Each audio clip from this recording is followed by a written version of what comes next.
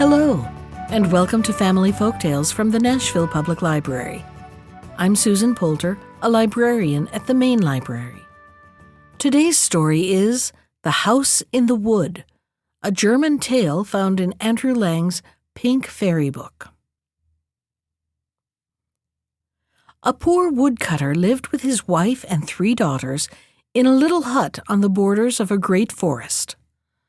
One morning, as he was going to his work, he said to his wife, "Let our eldest daughter bring me my lunch into the wood, and so that she shall not lose her way, I will take a bag of millet with me and sprinkle the seed on the path."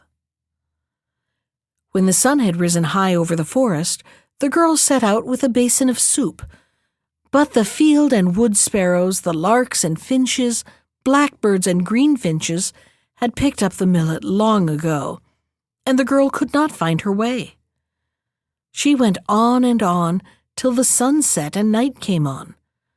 The trees rustled in the darkness, the owls hooted, and she began to be very much frightened. Then she saw in the distance a light that twinkled between the trees. "There must be people living yonder," she thought, "who will take me in for the night." And she began walking towards it. Not long afterwards, she came to a house with lights in the windows. She knocked at the door, and a gruff voice called, "Come in." The girl stepped into the dark entrance and tapped at the door of the room. "Just walk in," cried the voice. And when she opened the door, there sat an old gray-haired man at the table. His face was resting on his hands, and his white beard flowed over the table almost down to the ground. By the stove lay 3 beasts, a hen, a cock, and a brindled cow. The girl told the old man her story and asked for a night's lodging. The man said, "Pretty cock, pretty hen, and you, pretty brindled cow, what do you say now?" "Ducks," answered the beasts, and that must have meant, "We are quite willing," for the old man went on, "Here is abundance. Go into the back kitchen and cook us a supper." The girl found plenty of everything in the kitchen and cooked a good meal, but she did not think of the beasts. She placed the full dishes on the table, sat down opposite the gray-haired man, and ate till her hunger was appeased. When she was satisfied, she said, "But now I am so tired. Where is a bed in which I can sleep?" The beasts answered, "You have eaten with him, you have drunk with him. Of us you have not thought. Sleep then as you ought." Then the old man said, "Go upstairs, and there you will find a bedroom. Shake the bed and put clean sheets on, and go to sleep." The maiden went upstairs, and when she had made the bed, she lay down. After some time, the gray-haired man came, looked at her by the light of his candle, and shook his head. And when he saw that she was sound asleep, he opened a trap door and let her fall into the cellar. The woodcutter came home late in the evening and reproached his wife for leaving him all day without food. "No, I did not," she answered. "The girl went off with your dinner. She must have lost her way, but will no doubt come back tomorrow." But at daybreak the woodcutter started off into the wood, and this time asked for his second daughter to bring his food. "I will take a bag of lentils," said he. "They are larger than millet, and the girl will see them better and be sure to find her way." At midday the maiden took the food, but the lentils had all gone. As on the previous day, the woodbirds had eaten them all. The maiden wandered about the wood till nightfall, when she came in the same way to the old man's house, and asked for food and a night's lodging. The man with the white hair again asked the beasts, "Pretty cock, pretty hen, and you, pretty brindled cow, what do you say now?" The beasts answered, "Ducks," and everything happened as on the former day. The girl cooked a good meal, ate and drank with the old man, and did not trouble herself about the animals. And when she asked for a bed, they replied, "You have eaten with him, you have drunk with him. Of us you have not thought, Now sleep as you ought." And when she was asleep, the old man shook his head over her and let her fall into the cellar. On the third morning, the woodcutter said to his wife, "Send our youngest child today with my dinner. She is always good and obedient and will keep to the right path and not wander away like her sisters, idle drones." But the mother said, "Must I lose my dearest child too?" "Do not fear," he answered. "She is too clever and intelligent to lose her way. I will take plenty of peas with me and strew them along. They are even larger than lentils, and will show her the way." But when the maiden started off with the basket on her arm, the wood pigeons had eaten up the peas, and she did not know which way to go. She was much distressed, and thought constantly of her poor hungry father and her anxious mother. At last, when it grew dark, she saw the little light and came to the house in the wood. She asked prettily if she might stay there for the night, and the man with the white beard asked his beasts again, "Pretty cock, pretty hen, and you, pretty brindled cow, what do you say now?" "Ducks," they said.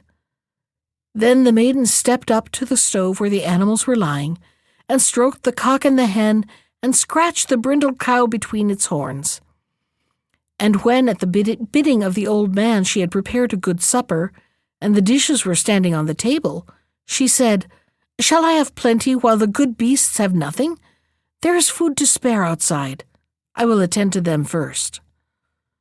Then she went out and fetched barley, and strewed it before the cock and the hen, and brought the cow an armful of sweet-smelling hay. "Eat that, dear beasts," she said, "and when you are thirsty you shall have a good drink." Then she fetched a bowl of water, and the cock and hen flew on to the edge, put their beaks in, and then held up their heads as birds do when they drink, and the brindled cow also drank her fill.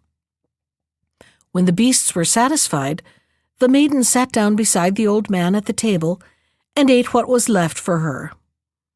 Soon the cock and hen began to tuck their heads under their wings, and the brindled cow blinked its eyes. So the maiden said, "Shall we not go to rest now?" "Pretty cock, pretty hen, and you, pretty brindled cow, what do you say now?" The animals said, "Ducks, you have eaten with us, you have drunk with us, you have tended us right, so we wish you good night." The maiden therefore went upstairs, made the bed and put on clean sheets, and fell asleep. She slept peacefully till midnight, when there was such a noise in the house that she awoke. Everything trembled and shook. The animals sprang up and dashed themselves in terror against the wall. The beams swayed as if they would be torn from the foundations. It seemed as if the stairs were tumbling down, and then the roof fell in with a crash. Then all became still, and as no harm came to the maiden, she lay down again and fell asleep. But when she awoke again in broad daylight, what a sight met her eyes! She was lying in a splendid room furnished with royal splendor. The walls were covered with golden flowers on a green ground. The bed was of ivory and the counterpane of velvet, and on a stool nearby lay a pair of slippers studded with pearls. The maiden thought she must be dreaming, but in came 3 servants richly dressed, who asked what were her commands. "Go," said the maiden. "I will get up at once and cook the old man's supper for him, and then I will feed the pretty cock and hen and the brindled cow."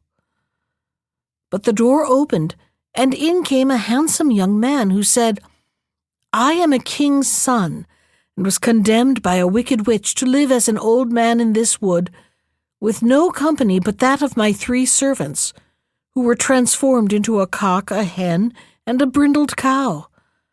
The spell could only be broken by the arrival of a maiden who should show herself kind not only to men, but to beasts. You are that maiden, and last night at midnight we were freed, and this poor house was again transformed into my royal palace." As they stood there, the king's son told his 3 servants to go and fetch the maiden's parents to be present at the wedding feast. "But where are my 2 sisters?" asked the maid. "I shut them up in the cellar, but in the morning they shall be led forth into the forest, and shall serve a charcoal burner until they have improved, and will never again suffer poor animals to go hungry." That was The House in the Wood from Andrew Lang's Pink Fairy book. Special thanks to Ginger Sands for our theme music. You can find more of Ginger's music at iTunes or on her website at www.gingersands.com. And if you'd like to comment on today's story, send me an email. I can be reached at susan.poulter, that's Poulter, @nashville.gov. Thanks for listening.